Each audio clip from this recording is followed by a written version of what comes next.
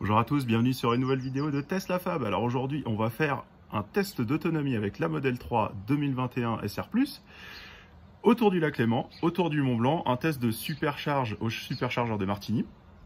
Alors on peut voir aujourd'hui, il fait beau. Par contre, il fait 10 degrés. Il y a du vent, le vent se lève, donc on va voir comment ça affecte la consommation entre Genève et Lausanne. J'ai chargé la batterie à 71%. Ce qui, d'après ABRP, devrait nous faire arriver au superchargeur de Martigny avec environ une quinzaine de pourcents. Donc je m'attends un peu moins, parce qu'il y a du vent. Donc on va voir comment ça affecte la consommation. Je vous laisse me suivre, à tout de suite.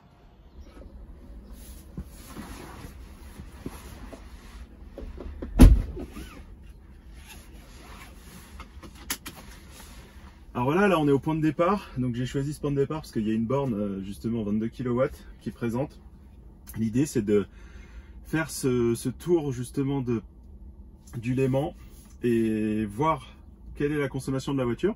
On va commencer avec la référence qui est ma SR+ 2019. Par contre, on va pouvoir voir justement ce que d'autres voitures vont donner sur cette boucle. Donc du coup, je vais réinitialiser ici. On va l'appeler Tour Léman Mont Blanc.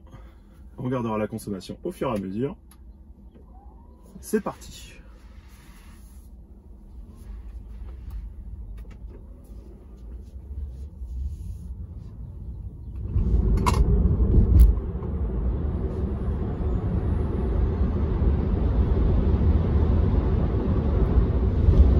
Ça y est, là on est sur la section où on a un bon vent de face. Alors on peut l'entendre parce que c'est quand même assez bruyant quand il y a des rafales. Donc c'est bien de se caler derrière un utilitaire comme on a devant, parce que ça permet d'améliorer l'aérodynamique.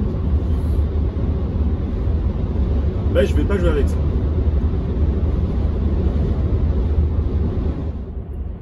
Pour ceux qui connaissent les versions 2019-2020 de la Model 3, il y a un petit détail assez rigolo, moi je trouvais toujours assez rigolo, c'est que quand la batterie chauffait ou vous passiez des différences d'altitude, le couvercle supérieur de la batterie avait tendance à faire un petit clong en fait. Et apparemment c'était corrigé sur ce modèle.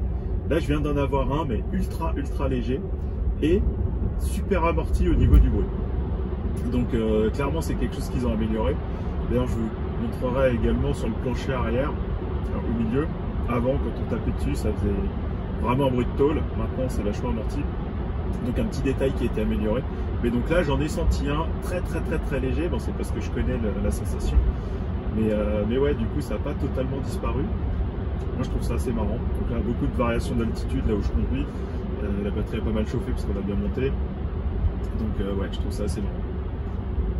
Voilà, donc là on arrive à la fin du lac Léman et on va bientôt donc rentrer dans la vallée du Rhône. Alors c'est peut-être un peu particulier pour ceux qui pensent que la vallée du Rhône c'est uniquement entre Lyon et Marseille, mais du coup là on va remonter du coup le Rhône jusqu'à Martigny, donc dans le canton du Valais.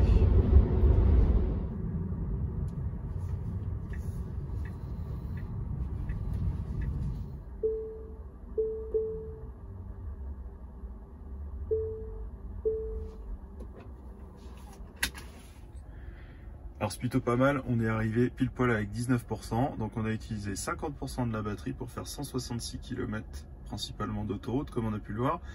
Allez, on va les charger. Hop. Et c'est parti, première fois sur un superchargeur V3, by the way.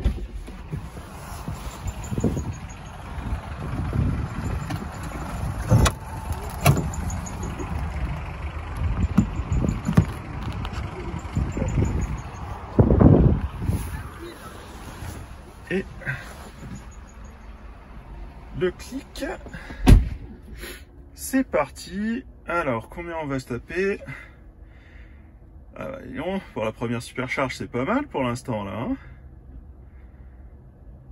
Jamais vu autant. C'est la première fois sur un superchargeur V3. Est-ce qu'on va taper les 170? Je suis pas sûr parce qu'on est arrivé seulement avec 20%.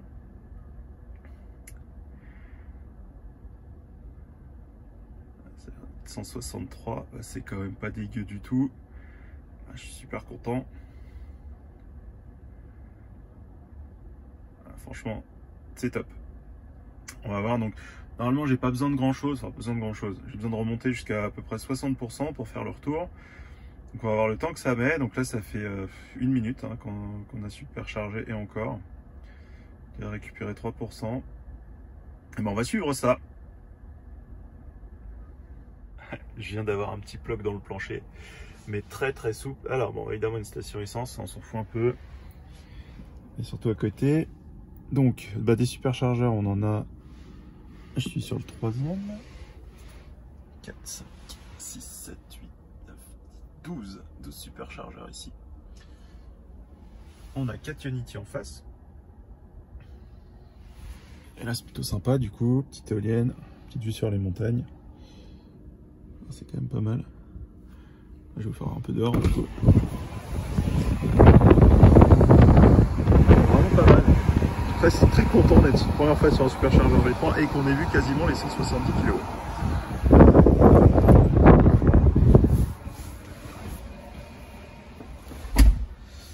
Alors donc là ça fait 3 minutes 10 qu'on a superchargé, qu'on a commencé, on est déjà à 31%, 112 kW.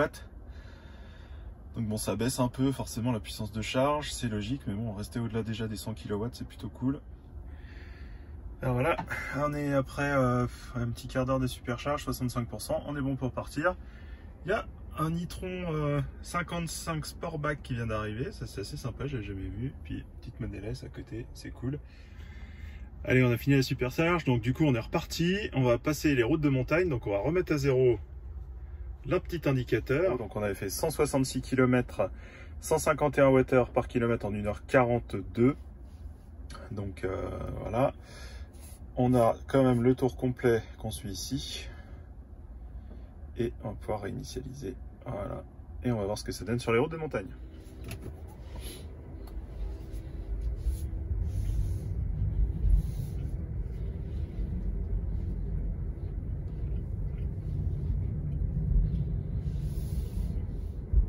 D'autres ici du coup, des superchargeurs. Là on a des V2. D'accord.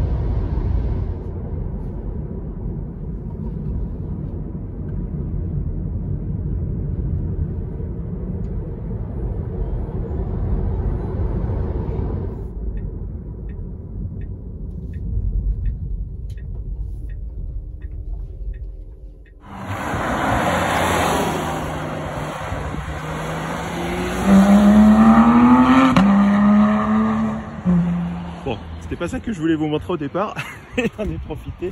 Alors, je sais pas où qu'on passe. Il y a de la neige partout, c'est plutôt cool. Je voulais juste vous montrer la vue qu'on avait d'ici. Je crois que c'est un des plus beaux points de vue du Valais.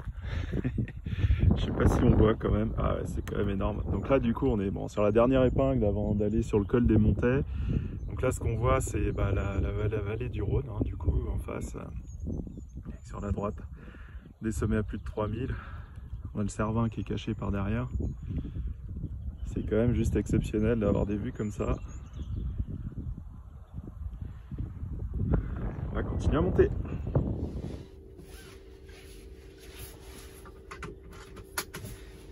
Allez, on est reparti.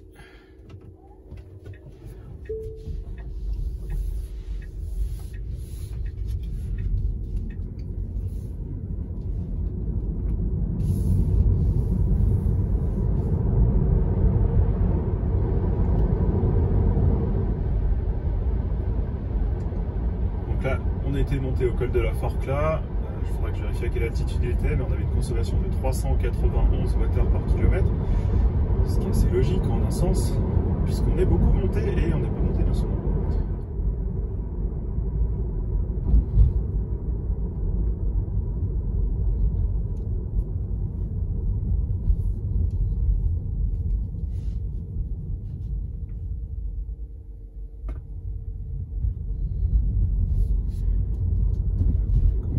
bienvenue en France, en Haute-Savoie. On vient de passer la douane de Valorcine. Et on va monter à nouveau donc, sur le col des Montets. Une route qui est vraiment top. On avait récupéré 2% de batterie sur la descente du col de la Forclaz, du coup. Là, normalement, on va monter encore un peu.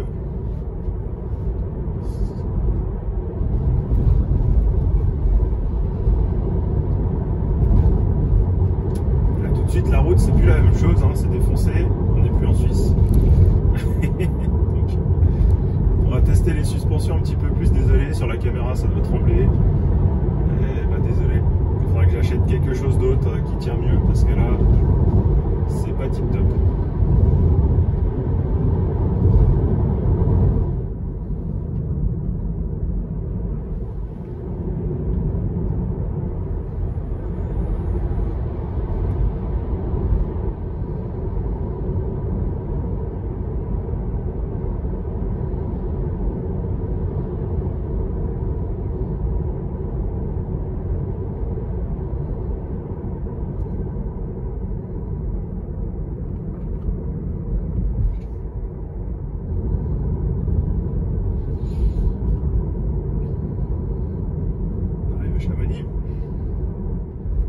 Voilà, donc là on peut considérer qu'on a terminé la partie montagne, route de montagne.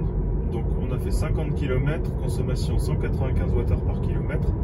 Je rappelle que du coup on est à peu près à 1 mètre d'altitude, donc il y a quand même un delta de 500 mètres par rapport à Martigny. Et puis on a consommé 20% de batterie. Donc à voir la suite avec la fin du parcours autoroutier.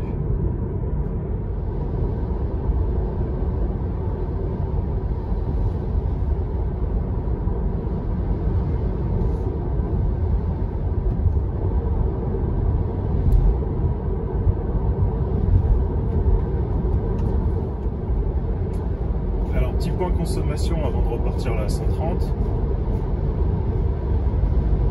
Donc la boucle totale, donc là on est à Saint-Gervais, à peu près à 500 mètres d'altitude, donc on était à 150 Wh par kilomètre pour la boucle montagne, en roulant relativement correctement. Sur la section 100% à 130, j'ai pas dû baisser de vitesse de seule fois. Une consommation de 183 Wh par kilomètre pendant 18 km. Sachant que cette section est relativement plate et pas de vent, donc ça donne une bonne indication de la consommation à 130. Voilà, donc fin du parcours autoroutier, on a fait 46 km en 21 minutes, consommation 187 Wh par kilomètre. Avec un peu de vent du coup de face sur la fin.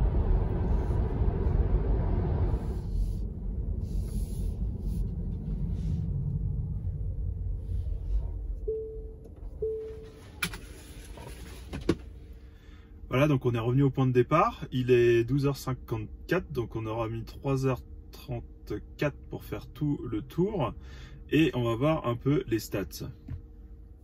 Donc depuis la recharge à Martigny, on a fait 118 km, on a consommé 20 kWh, qui correspondent donc à 40% de la batterie.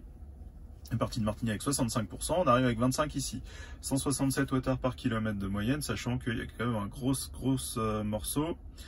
Une grosse section d'autoroute. Donc la section d'autoroute faisait, donc, comme je le disais, 45 km sur laquelle on avait consommé 186 Wh par kilomètre à peu près à plat. Donc sur l'ensemble du tour, on a fait 284,8 km, consommé 45 kWh, 157 Wh par kilomètre de consommation moyenne, et donc on a utilisé 90% de batterie. Donc ça veut dire que la batterie a une capacité utile de 50 kWh. Je vous rappelle que la voiture est parfaitement neuve puisque on a 586 km, donc pas de dégradation encore. J'espère que cette vidéo vous aura plu. Ça permet donc de voir que sur ce type de trajet, on peut espérer une autonomie d'à peu près 315 km avec une SR+ 2021. Les températures à peu près 10 degrés de moyenne, donc on a quand même utilisé un peu la pompe à chaleur pour le chauffage. Et on verra avec les autres voitures que je vais essayer, et bien si elles s'en sortent aussi bien ou pas. Donc merci de m'avoir suivi et à bientôt dans une prochaine vidéo.